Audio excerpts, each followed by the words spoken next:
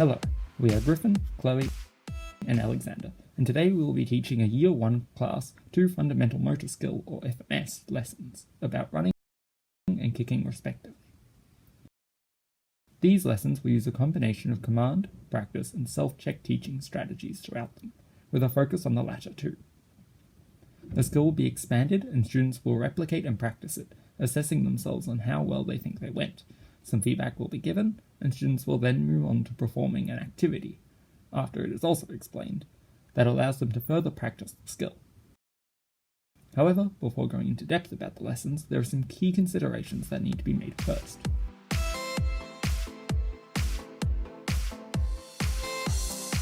Firstly, check for safety concerns. Both lessons will need an open space. This can be outside, such as an oval, or inside, such as a gym. But wherever the lesson takes place, the teacher should ensure that the play area is clear of any obstacles not related to the activities. This is to avoid students tripping and hurting themselves when they run. If the lesson will take place outside, also ensure that a clear area of play is marked off. This is to try to reduce students running off and misbehaving, where they could also hurt themselves. When setting up for the second activity, make sure to keep track of where students will be standing, spacing them out enough to try to reduce the chance of students kicking the ball into a student who is not ready to receive it. These are the main safety concerns. However, ensure to survey the area before the class begins to reduce any other safety concerns that may be unique to your chosen location.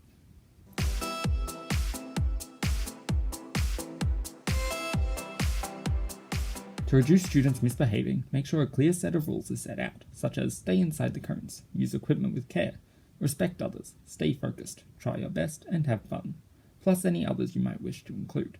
If students do misbehave, ensure to stay professional and calm, take the student to the side away from other students, tell them clearly and concisely what they did wrong, and return to the class as soon as you have made your point. Once these considerations have been made, you can then continue to the first lesson.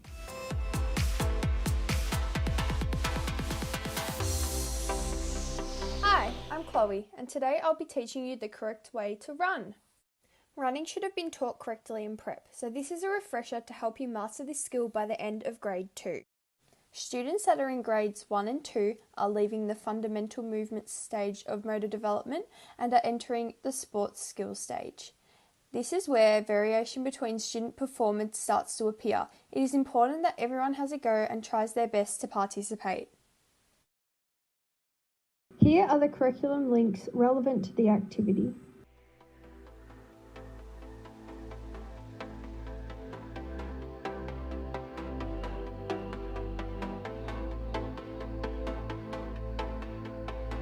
These are the main skills that are required to successfully run.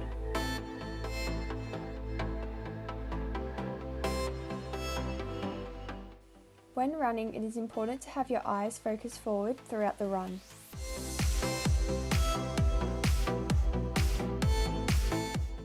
Knees should be bent at a right angle.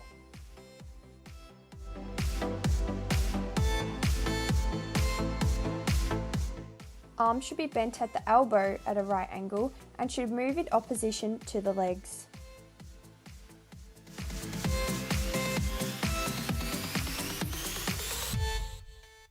The front of your foot should come into contact with the ground.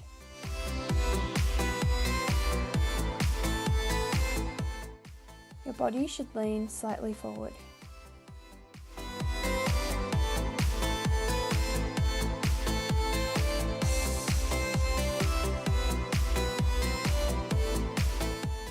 Pause this video here and practice running on the spot. Once you feel confident running on the spot, let's try travelling while running. Mark 15 metres using cones or the lines of a basketball court. Practice running back and forth about 4 to 5 times until you feel confident.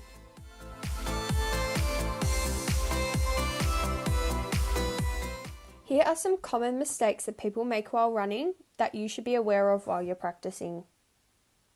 It is important to keep looking forward while running. Not only will this avoid you running into things, it will also protect your back. It is important not to drag your feet and to pick them up while running. This will help your speed and momentum. Ensure you're not slouching while running. Engage your core to improve your posture and to avoid any back injuries.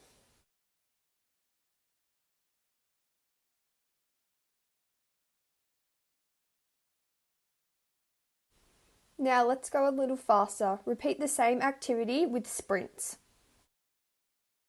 When sprinting, it is even more important to move your arms, as moving your arms gives you more momentum and helps you increase your speed.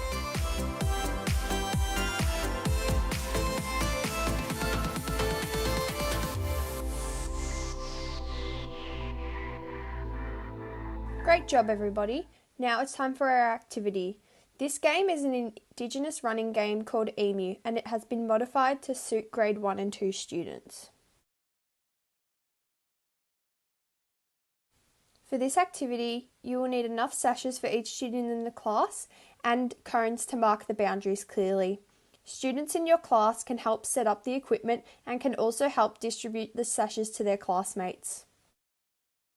Every student is given a sash except for one chosen student. This student is the EMU, and they are it throughout the game.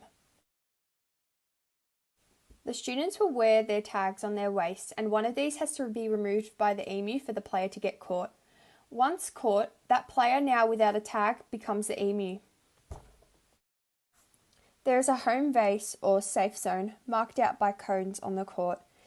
When the students are in this zone, they cannot be tagged by the EMU. However, when the EMU enters the home base and counts to 5 while there is still a student in there, any student who remains in the home base will become the new EMU and will give their tag to the current EMU. Pause here to view the instructions on how to play EMU and try yourself. While you are playing EMU, it is important to reflect on the performance criteria that we went through earlier in the video. Reflect on your running technique while you're playing the game and ask yourself if there's anything you can change to make your running better, such as moving your arms and legs at the same time.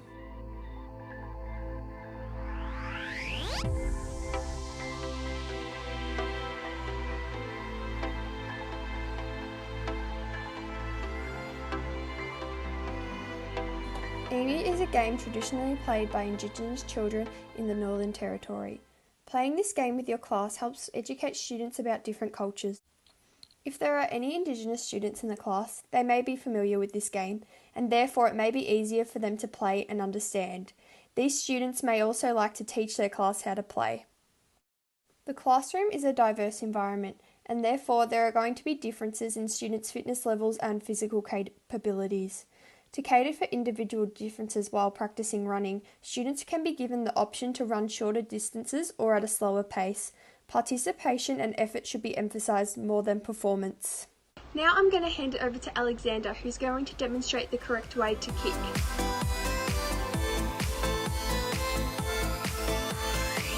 Good morning, grade 1s and 2s. My name is Mr. Killander, and today we're going to be continuing the skill of kicking, so I hope you bought your kicking shoes.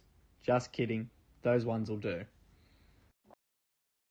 Through creating teamwork challenges with students, it allows them to develop positive ways to interact with others and perform fundamental movement skills in different movement situations, which are key points of the Level 1 and 2 achievement standards in the Victorian curriculum.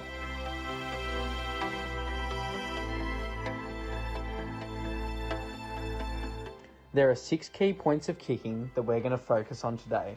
These include our eyes focused on the ball, our opposite arm swinging backwards as we kick the ball.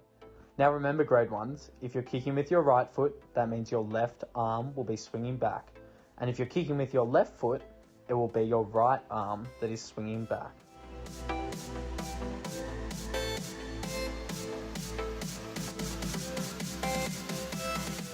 We must remember to plant our non-kicking foot next to the ball like this.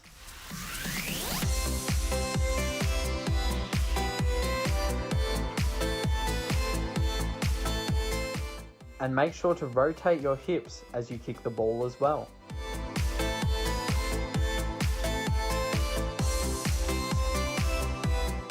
When kicking the ball, we either want the ball to make contact with the inside of our foot, I aim for the logo of my shoe, or the top of my shoes. Be careful not to kick the ball with your toes.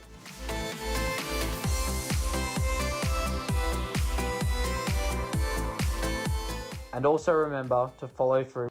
Now I'm going to show you how to successfully perform a kick. We're going to start by using a big ball so that it's easier to make contact with. Notice how I'm always looking at the ball as I kick and that my non-kicking foot is placed next to the ball. Awesome. Now that you've seen that, it's your turn to try. Remember, keep your eyes focused on the ball when kicking. Alright everybody, stop practicing and come back as a group. You all did really well, but we must remember not to do the following things. Make sure that we are stepping forward with our opposite foot and planting it beside the ball before we kick. And that we are kicking the ball with one fluid motion and not stopping our leg from swinging halfway. It's also very important to make sure that we keep our eyes on the ball to avoid not making contact. And always remember to stay balanced and don't try to kick the ball too hard.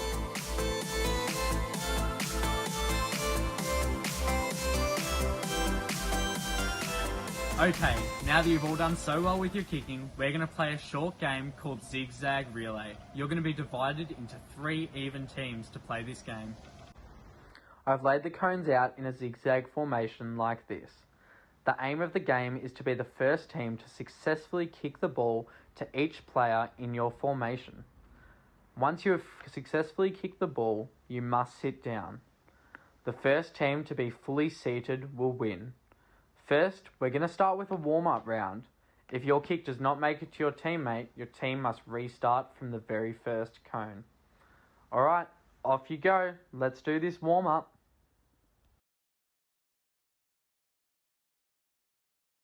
Perfect. Now you're all in your teams, we'll do a walkthrough so everybody understands how to play. Doing really well, keep going. Take your time, slow and steady wins the race. Good control. Make sure you sit down after you've completed your kick.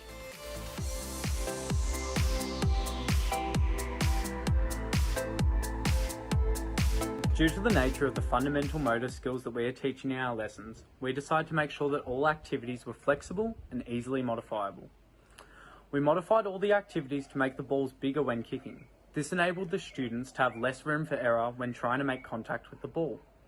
We also made the final game a stationary game so that it honed in on the skill of kicking and students didn't have to rely on other fundamental motor skills that they may be yet to master. Our zigzag relay can be easily modified to include players to perform another skill to pass the ball to students if they are unable to kick, as does our passing activity with a partner. Our kicking lesson touches on many points of the curriculum. These include create and participate in games, use strategies to work in group situations when participating in physical activities, and identify rules and fair play when creating and participating in physical activities. Well done, class, and always remember, eyes on the ball.